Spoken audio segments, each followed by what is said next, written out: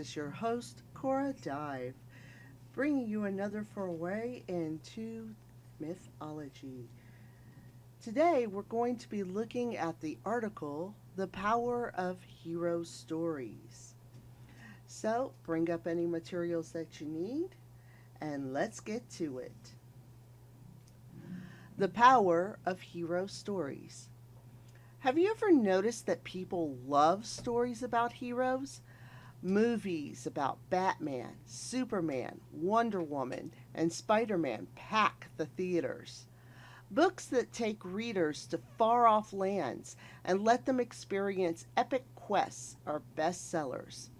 Even popular video games give players a chance to control a heroic character.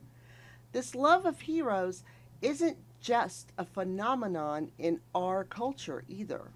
Hero stories are popular all over the world and all throughout history, too. People 3,000 years ago liked hero stories just as much as we do, maybe even more. So, what is it about a hero story that makes them so timelessly beloved? Exciting, far off places might have something to do with it. We like hero stories because they transport us out of the real world. Taking out the garbage, babysitting your little sister, studying for that math test. Sometimes you have to escape. Hero stories take you to new and exciting places, full of creatures and adventures that you could never see in real life. I'm still waiting to see a real life hippogriff, but it just hasn't happened yet. In stories, you see heroes completing mighty, impossible looking quests that you secretly wish you could be part of. Since hero stories are so different from real life, they allow us to escape from our real life problems.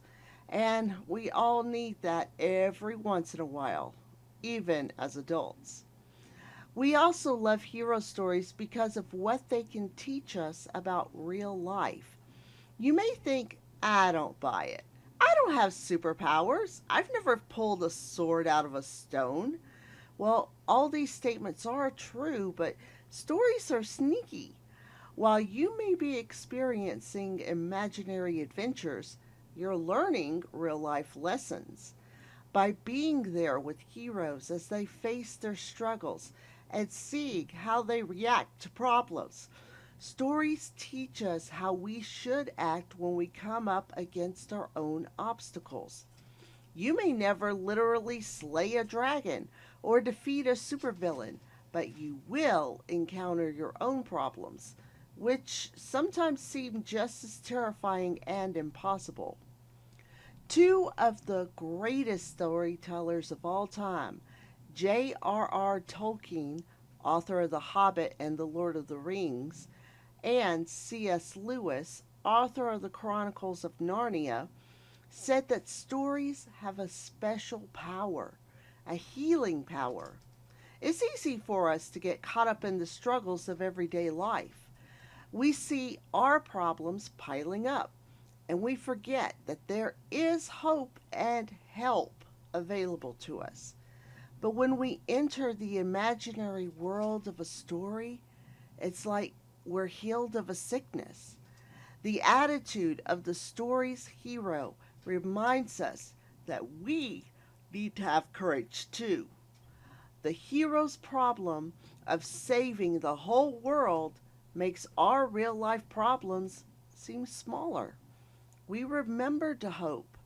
Imaginary stories help us see the truth of reality of life again. Coming back from the story world, we can see the real world in a new and inspired way. Lewis said that in stories, we do not retreat from reality, we rediscover it. It's no coincidence that the common message in a lot of famous hero stories is having hope even in the darkest of times. In stories, obstacles are never as impossible as they seem.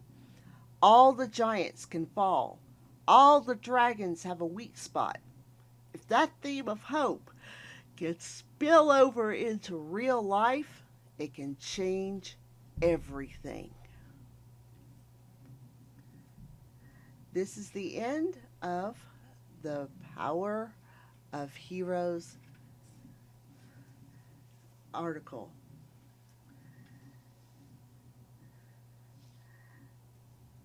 Now, what do you think about this? Do you agree with J.R.R. Tolkien and C.S. Lewis that stories do have a healing power? I know some books remind us that, as in real life, don't always go the way that we expect them to, and there's not always a happily ever after. But I do agree with them that when we come out of a story, we can definitely have a totally different perspective on our own life. And depending on the book, even a brighter perspective. Because, yes, books can definitely bring us hope. So, next time we will continue another foray into mythology and another myth. This is your host, Cora Dive, signing off.